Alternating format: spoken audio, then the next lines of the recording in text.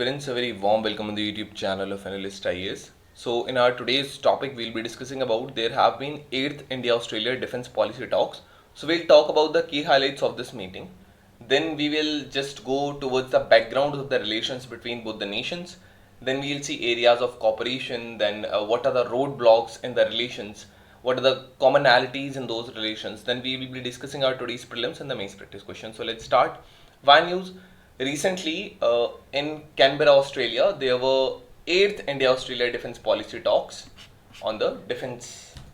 Now, what are the key highlights of this talk? So, both the countries, they have actually reviewed their bilateral defense cooperation and they want to explore new initiatives to further strengthen this defense agreement between both the countries. Now, दोनों side ने ये भी affirm किया कि ये fully commit रहेंगे to implement the comprehensive strategic partnership जो कि एक म्यूचुअल ट्रस्ट अंडरस्टैंडिंग पे या कॉमन इंटरेस्ट शेयर वैल्यूज पर बेस्ड रहती है. इंडिया ने जो इंडियन डिफेंस इंडस्ट्री है उसके पोटेंशियल को बहुत हाईलाइट करते हुए, उसकी कैपेसिटी और कैपेबिलिटी को हाईलाइट करते हुए ऑस्ट्रेलियन आर्म्ड फोर्सेस की जो शिप बिल्डिंग और मेंटेनेंस प्लान्स हैं इसमें कॉपरेट करने के पोटेंशियल को हाईलाइट किया. And both the sides they actually agreed to early financialize the hydrography agreement. Hydrography agreement means दोनों कंट्रीज के बीच में जो ओशन है ये बेसिकली इस जो ओशन का जो मैपिंग होती है, इसके फिजिकल फीचर्स वगैरह की जो मैपिंग होगी, that is in the hydrography agreement. Now what are the background of the relations? So in recent years if you will see that there is a positive track with approx every country except some countries like Pakistan, China and all. So there have been relations are on a positive track. एक friendly partnership है. दोनों nations के साथ बहुत सारी चीज़ें common है, जैसे कि हमारे पास एक प्लूरलिस्टिक वेस्टमिंस्टर स्टाइल की डेमोक्रेसीज है दोनों कंट्रीज के पास, कॉमनवेल्थ ट्रेडिशंस है, देन एक्सपेंडिंग इकोनॉमिक एंगेजमेंट है, देन और भी बहुत सारे कॉमनैलिटीज हैं which are strong vibrant secular multicultural democracies are there is free press in both the countries, independent judicial system is there, English language is there. So and also you can tell me in the comment section if you remember it right now that हमने Australian constitution से क्या बोरो किया है. Now areas of corporation, historical perspective we'll see. So India और Australia first time जो हमारे diplomatic relationship हुए थे वो प्री इंडिपेंडेंस पीरियड में ही हो गए थे 1941 के अराउंड, जब कंसल्टेट जनरल ऑफ इंडिया का जो ऑफिस था ये ट्रेड ऑफिस की तरह सिडनी में खोला गया था.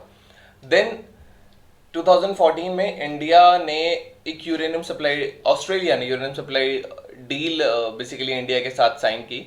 ये पहली ऐसी डील थी जो कि ऑस्ट्रेलिया ने एक न्यूक्लियर नॉन प्लोरिफरेशन ट्रीटी की नॉन सिग्नेटरी कंट्री के साथ की थी, क्योंकि इंडिया इसका सिग्नेटरी नहीं है, लेकिन इंडिया का एक नॉन प्लोरिफरेशन रिकॉर्ड रहा है which is impeccable. That is why ये डील पॉसिबल हो पाई थी. देन पॉलिटिकल पार्टनरशिप्स की अगर हम बात करेंगे तो जैसे G20 में दोनों कंट्रीज साथ हैं, एशियान ग्रुप में दोनों साथ हैं, then Indian Ocean Rim Association, then Asia Pacific Partnership on Climate and Clean Development, East Asia Summit, the Commonwealth, the Quad, India, US, Japan and Australia. So this is the thing.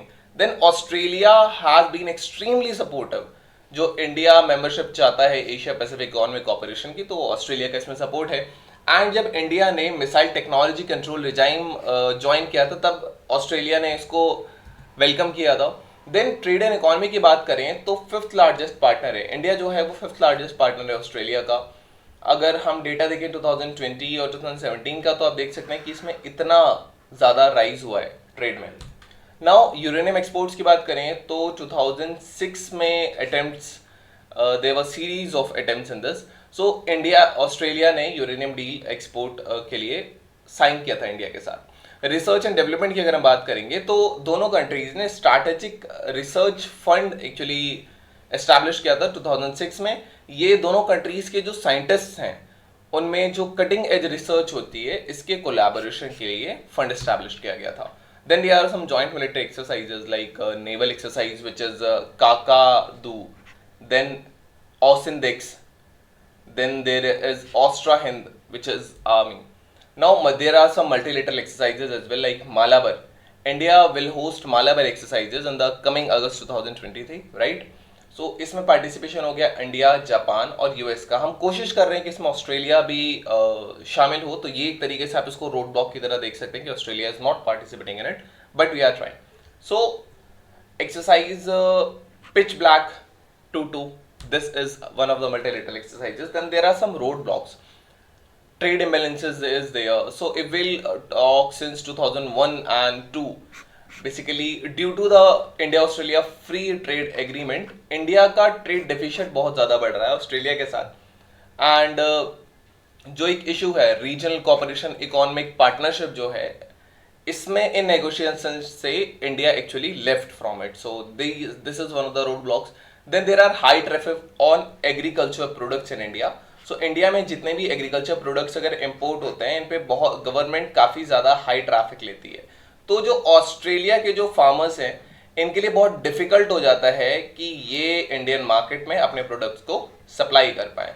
सो ये one of the road blocks है। Same goes for India and Australia as well, we'll talk about it. Then एक China का concern है।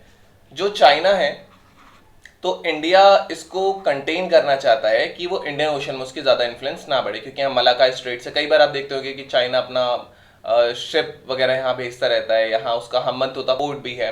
But on the other and here near the Indonesia, here you have the Australia.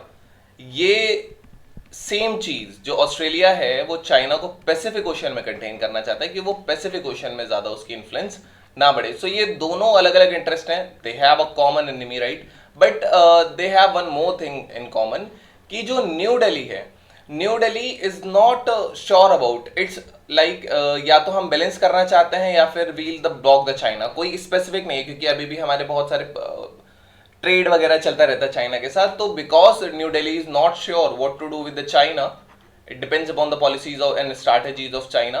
So Australia actually यहाँ पे एक lack of confidence है Australia का India के प्रति। So this is the thing. Then we have non tariff barriers in Australia as well. Same time पे India को भी नॉन टेरिफ बैरियर्स फेस करने पड़ते हैं। उसके स्किल्ड प्रोफेशनल्स जो हैं ऑस्ट्रेलिया में, लेबर मार्केट में भी उनको डिस्क्रिमिनेशन फेस करना पड़ता है। रेसिज्म आप देखेंगे तो रिसेंटली रेसिस्ट अटैक हुए हैं इंडियंस पर जो ऑस्ट्रेलिया में रहते हैं। So it has been a major issue from past years. So this was all about this topic. Now we'll discuss our today's practice question. The question is, consider the following statements. Australia is a member of the International Solar Alliance. The UNEP is the only multilateral observer in the International Solar Alliance. Which of the above statements are correct? You can type the answer in the comment section. They'll let you know if it's correct or not. Then we have our main practice question that you have to analyze the significance of India-Australia relations in the context of regional and global dynamics.